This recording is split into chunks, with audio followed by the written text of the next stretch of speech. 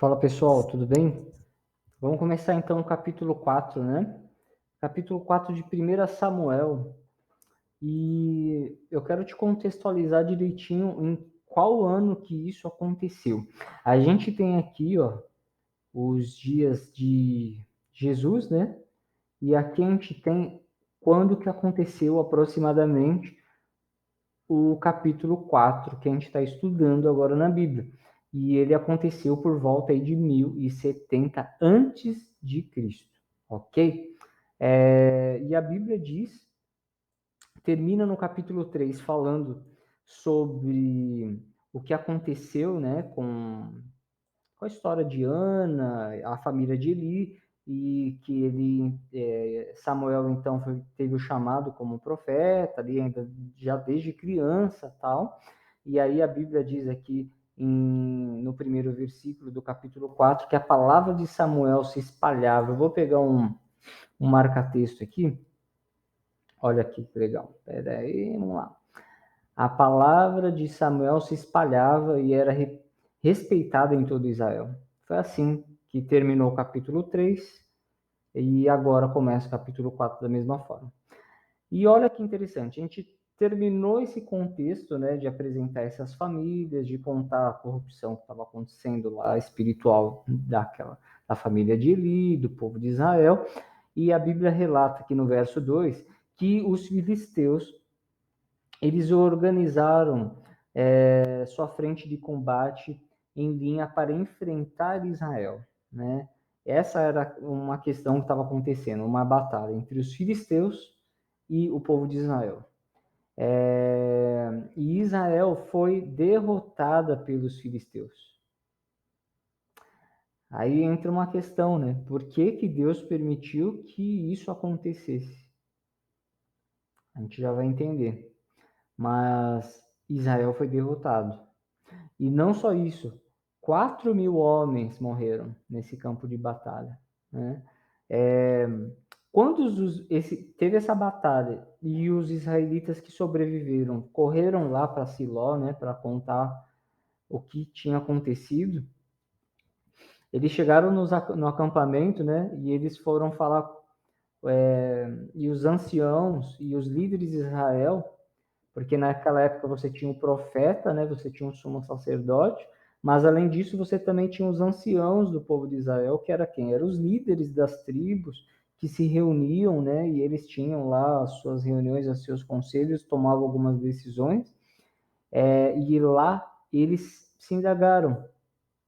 Por que fez hoje o Senhor que fôssemos feridos e vencidos pelos filisteus? E eles então estavam lá, pensando por onde foi que nós erramos. Por que que Deus permitiu que 4.000 homens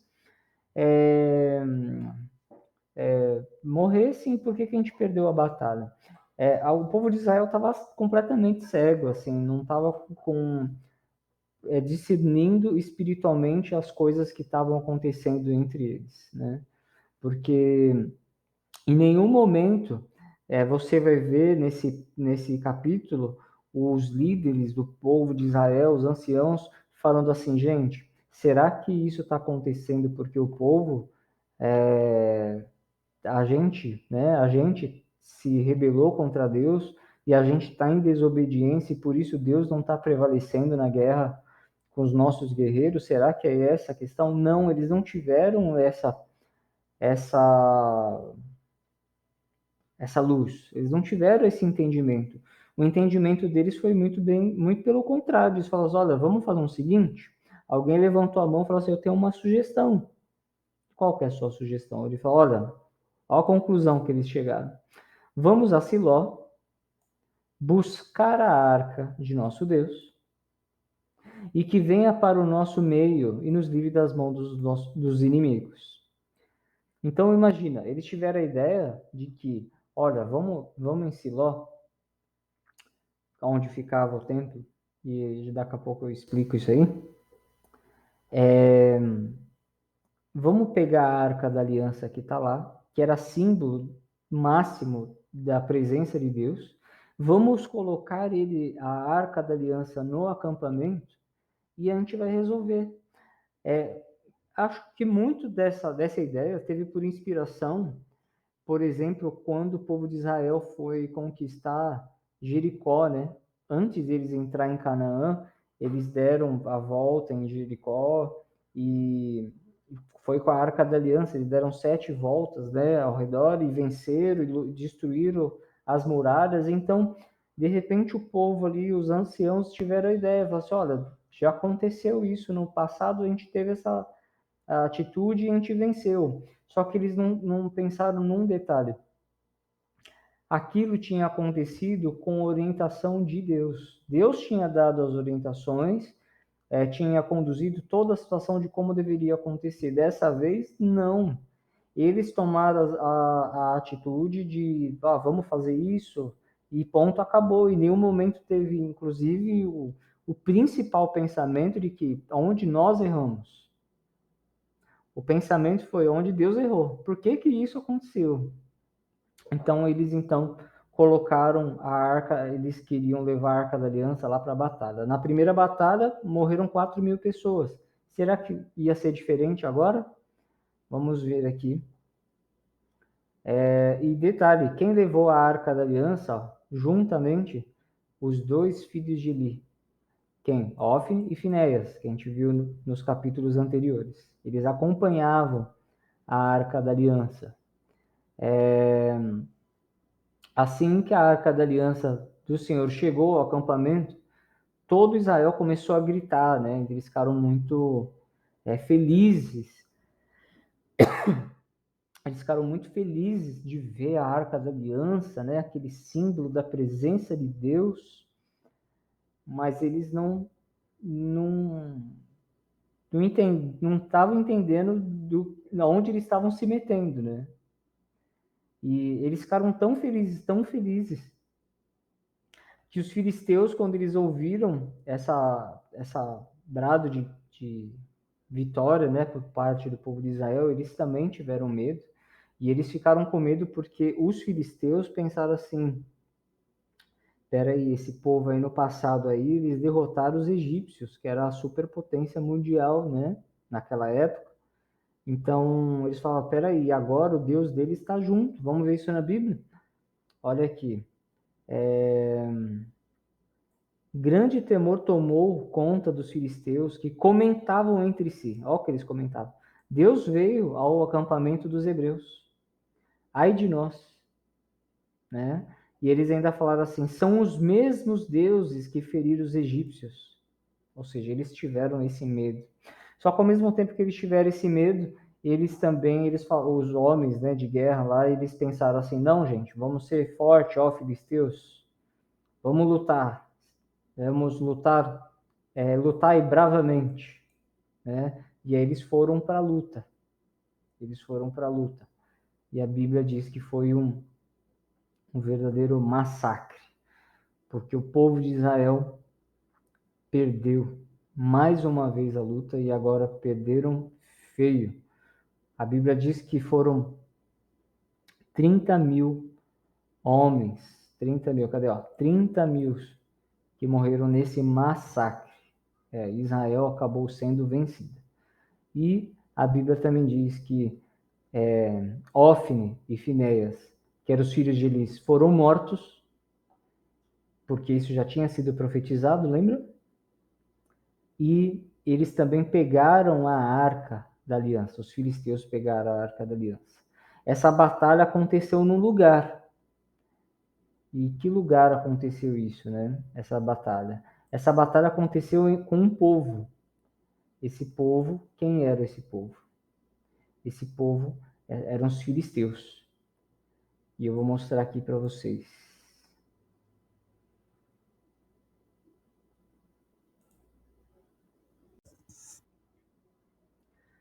Eu não sei se você percebeu aí, teve um corte aí, a bateria do meu notebook caiu aqui, eu não tinha percebido, mas acontece, né?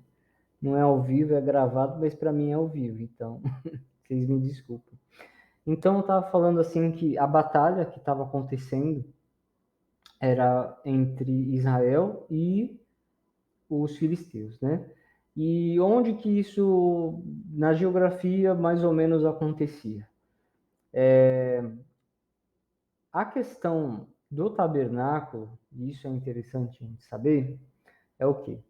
O povo de Israel ficou andando no deserto, né?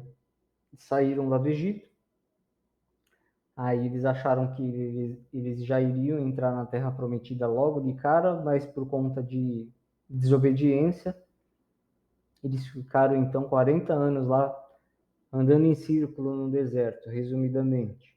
Quando eles entram na Terra Prometida, e aí eles travam batalhas com outros povos que lá estão, é, a primeira capital religiosa, o lugar onde eles param para ser, porque assim tinha um templo, né?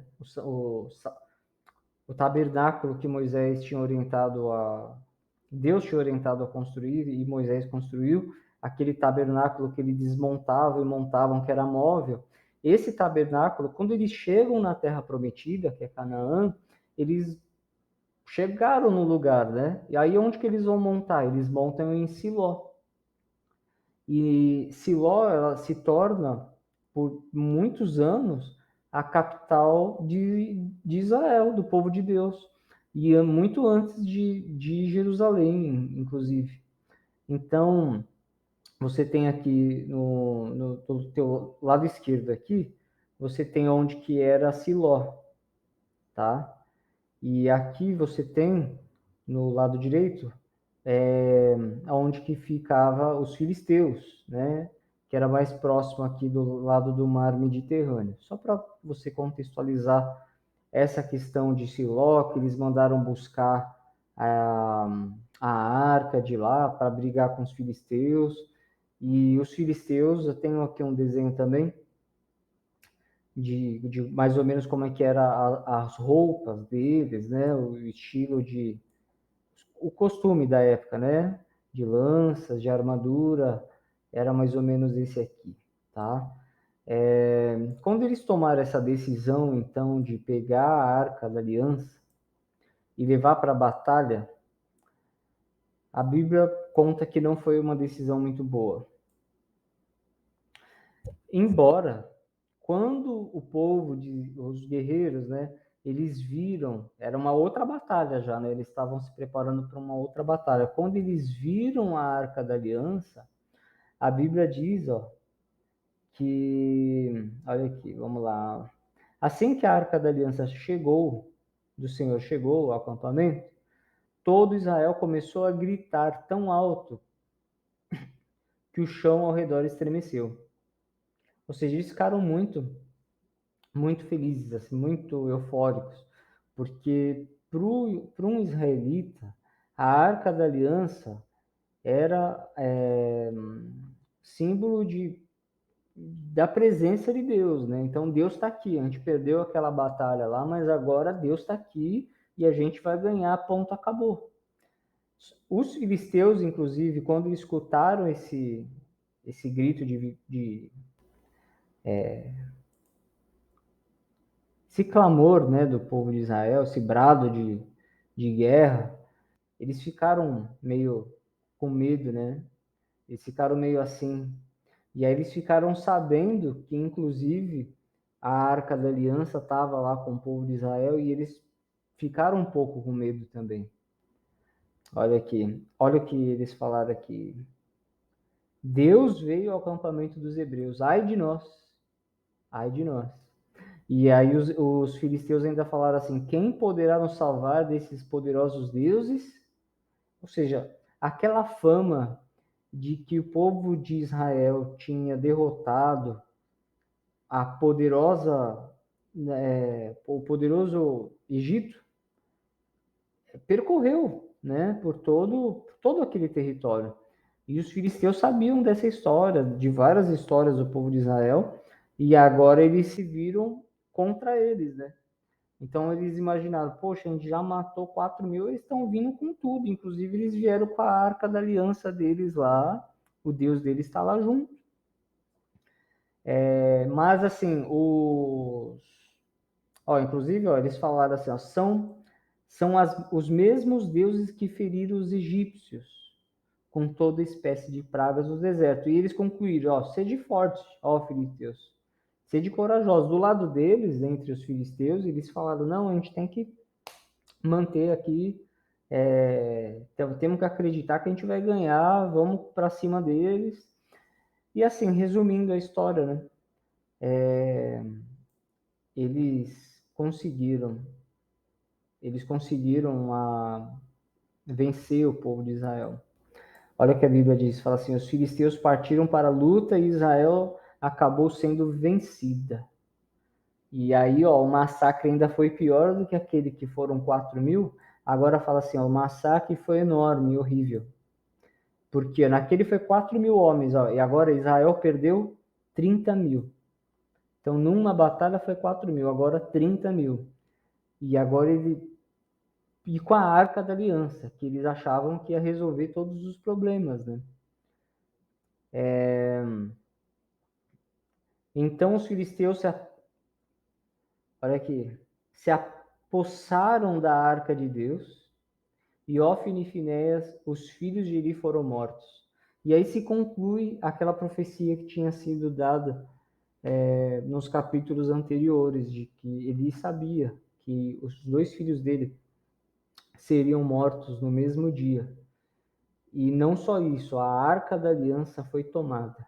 Aquele que era o símbolo máximo do povo de Israel, no símbolo máximo da presença de Deus no povo de Israel, foi tomado. Então, os filisteus, eles ficaram muito felizes, né? Porque imagina, eles primeiro venceram uma batalha matando 4.000 homens israelitas. Depois, mesmo com medo, eles mataram 30.000 homens israelitas, mataram os sacerdotes, que era o símbolo, né, dos poderes, né? E tomaram a Arca da Aliança, que na concepção deles era o que dava o poder para o povo de Israel. Então, você tem essa história aqui no capítulo 4. E aí depois a Bíblia ela termina, esse capítulo continua contando que alguns sobreviventes saíram correndo então para contar lá em Siló o que havia acontecido, e foram contar para quem? Para Eli, né? E contaram tudo, né?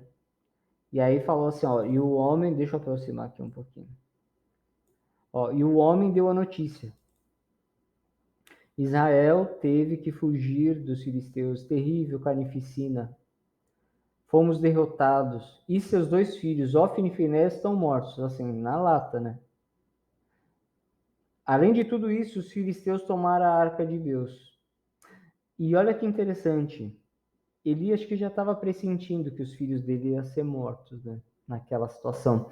Porque a Bíblia fala que assim, ele não teve reação quando ele escutou que os filhos dele foram mortos. Mas quando ele escutou que tomaram a arca de Deus, olha o que fala o verso 18. Vou até destacar aqui. Aqui. Assim que o mensageiro mencionou a arca de Deus, Eli caiu da cadeira para trás, próximo do portão da cidade. E ele o quê? Quebrou o pescoço. Entendeu? E aí ele morreu, porque ele quebrou o pescoço por conta da notícia. A Bíblia fala também porque ele já era idoso e obeso, né? A Bíblia fala aqui que ele julgou e liderou o povo de Israel durante 40 anos, mas assim foi a morte dele. Tem um desenho aqui, ó. O desenho não está muito legal, né? Porque a Bíblia fala que ele era obeso, né? Mas idoso está aí. E aí quando ele escuta a notícia dos filhos dele que a arca foi tomada, ele cai então da cadeira, quebra o pescoço e morre, né? É muito triste assim a forma como acaba o capítulo, né? 4, a forma triste, né? Inclusive, eu quero terminar com uma situação aqui, que é qual? Muita gente tem Deus como um amuleto, né? Às vezes, tem muita gente que tem a sua Bíblia aberta em determinado salmo, em Salmo 23, Salmo 91, dentro de casa, achando que a Bíblia ali vai trazer uma proteção, né? Como eu falei, uma espécie de amuleto na casa dela, e na verdade não é bem assim que funciona. O livro Patriarcas e Profetas, que eu mencionei que eu estudo ele em paralelo, olha o que ele diz. Eu achei bem interessante e quis compartilhar com vocês. Vou dar um zoom aqui. Opa! Não se havia compenetrado de sua fé, era simplesmente uma fé nominal. O problema do povo de Israel, quando eles levaram a Arca da Aliança lá para a batalha, eles não estavam entendendo que a religião deles, a fé deles era só nominal. E perderam o poder da mesma para prevalecer com Deus. A lei de Deus, contida na arca, era também um símbolo da sua presença, mas havia lançado desprezo aos mandamentos. Ou seja, olha como é que são as coisas. O povo de Israel pegou a Arca da Aliança como um amuleto para poder se defender lá dos filisteus, mas ao mesmo tempo eles prezavam tanto, eles adoravam tanto o simbolismo, né, como se fosse um tipo de idolatria para a Arca da Aliança, o objeto a Arca da Aliança, mas eles se esqueciam do principal, que era o que estava dentro da Arca da Aliança e o que ela representava, que eram os mandamentos de Deus e ter a fé em Deus, né, confiar em Deus. E muitas das vezes a gente tem, às vezes, a mesma atitude. Às vezes a gente quer levar a nossa fé de forma como se fosse um amuleto. Ah, porque eu vou na igreja, Deus vai me honrar. Ah, porque eu estou com a minha Bíblia aqui e na sala aberta, Deus está protegendo esse ambiente. E não é bem assim. Eu não queria te deixar desapontado, talvez, você que tem a Bíblia aberta em Salmo 91 na sua casa, mas foi exatamente esse capítulo que Satanás usou para tentar Jesus lá na tentação, né, de Mateus 4, se eu não me engano.